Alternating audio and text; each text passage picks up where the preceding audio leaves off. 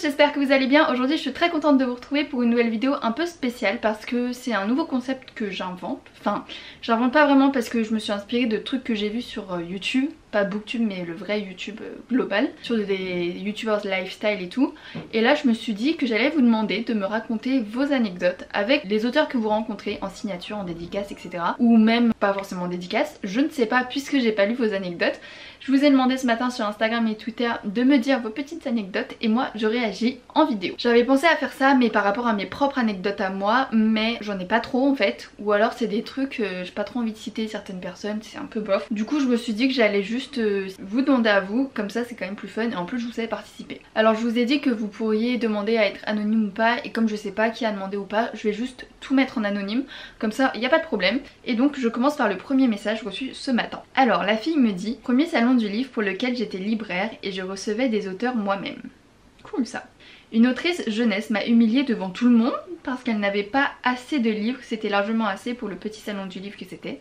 Elle a passé l'après-midi à signer des bouquins mais a refusé de revenir le lendemain et a planté tout le monde en ne prévenant personne. J'ai passé la deuxième journée de salon à voir des bouilles d'enfants déçus qui s'attendaient à la rencontrer. J'ai majoritairement eu des rencontres super positives avec les auteurs-autrices, mais celle-ci, mon dieu, qu'elle m'a traumatisée. Tu m'étonnes, oh non ma pauvre. En plus c'était son premier salon pour lequel t'étais libraire et que tu recevais des auteurs. Et là l'autrice elle te plante quoi, ça se fait pas.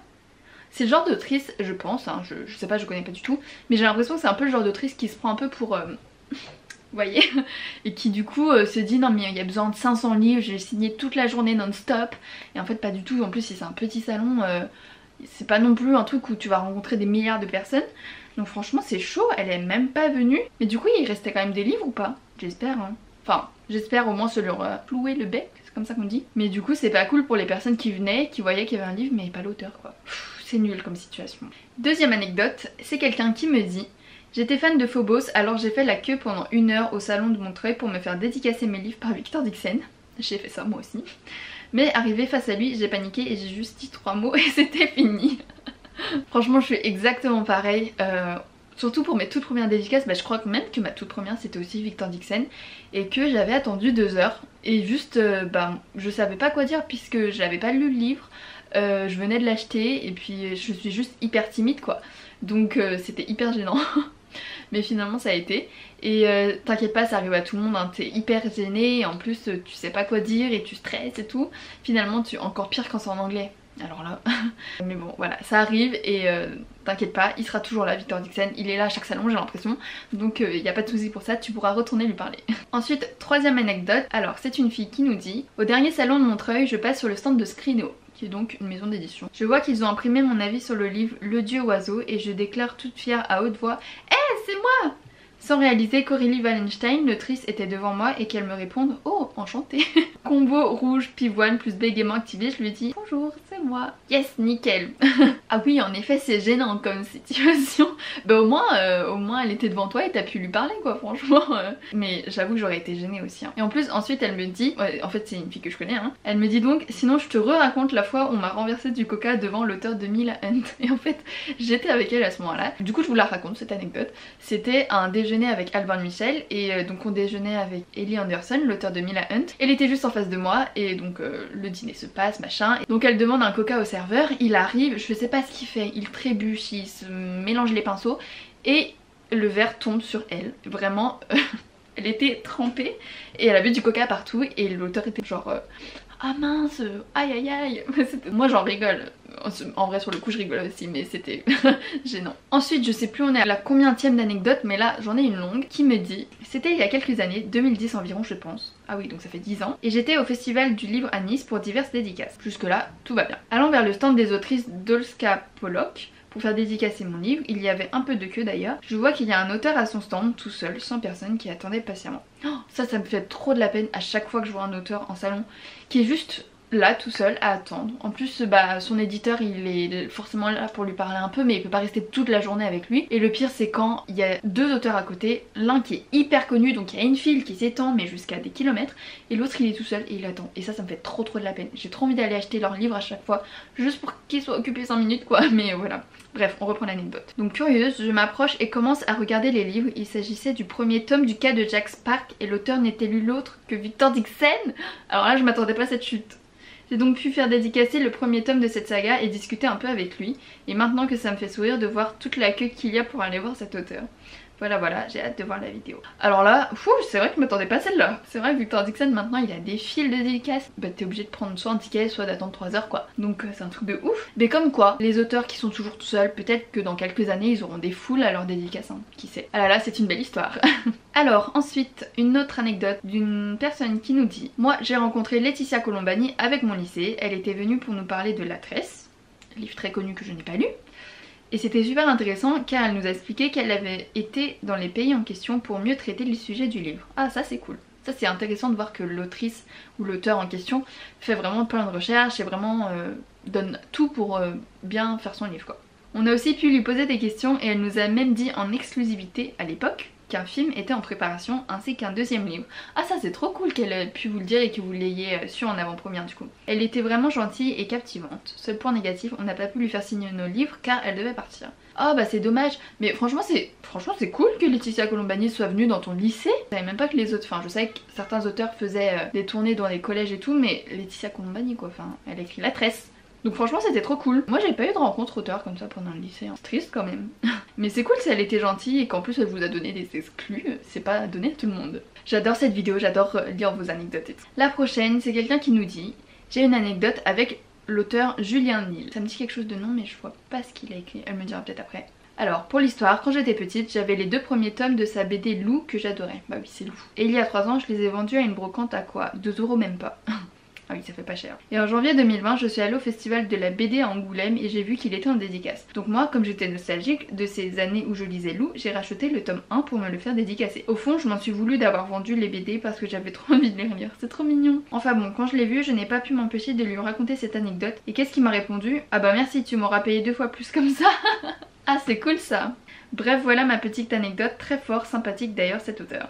Franchement c'est sympa d'avoir réagi comme ça parce qu'il y a des auteurs qui auraient pu se vexer en mode bon comment ça tu revends mes livres et tout, mais là franchement il a pris la rigolade, c'est trop drôle. C'est trop bien, bon du coup ouais, qu'il a l'air très sympa. Et j'ai jamais lu la BD Lou pour le coup. Peut-être si quand j'étais quand j'allais à la bibliothèque quand j'étais genre en primaire, collège ou un truc comme ça. Mais non, j'ai jamais lu Lou sinon. Ensuite bah je pensais que finalement j'en avais pas beaucoup, finalement il y en a pas mal donc c'est cool. Alors j'avais fait l'année dernière une rencontre avec Franck Tilliez au salon du Polar. Il m'a demandé si j'avais bien aimé le livre, mais le problème c'est que je ne l'avais jamais lu car je venais juste de l'acheter alors que c'était un best-seller que tout le monde avait lu lors de ce salon. Oh bah faut pas avoir honte hein, franchement. Bon pour le coup t'as pas pu lui dire ce que t'en pensais, mais on est beaucoup comme ça, c'est ce qu'on disait au tout début de la vidéo, à acheter des livres sur place et du coup bah ne pas les avoir lus. C'est aussi le principe d'un salon, de découvrir un auteur et du coup de ne pas encore avoir lu son livre. Donc franchement ça m'est beaucoup arrivé cette situation, ne te sens pas seule.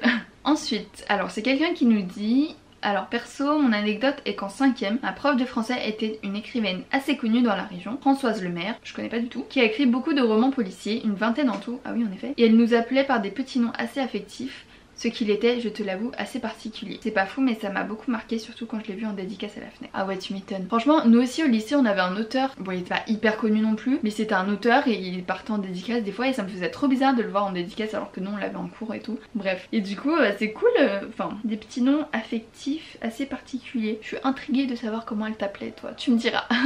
Ensuite j'ai une autre fille, finalement il y a beaucoup de filles qui m'ont écrit, qui m'a dit: j'ai rencontré Jean-Claude Mourleva à la Foire du Livre et j'étais toute heureuse, c'est un de mes auteurs préférés, est-ce que tu le connais? Il a écrit L'enfant océan, la rivière à l'envers. Alors non je ne le connais pas, et du coup ensuite elle m'a dit, il m'a demandé mon prénom et m'a dit qu'il réfléchirait pour le mettre dans un de ses prochains livres. J'étais tellement heureuse que je bégayais à chaque mot.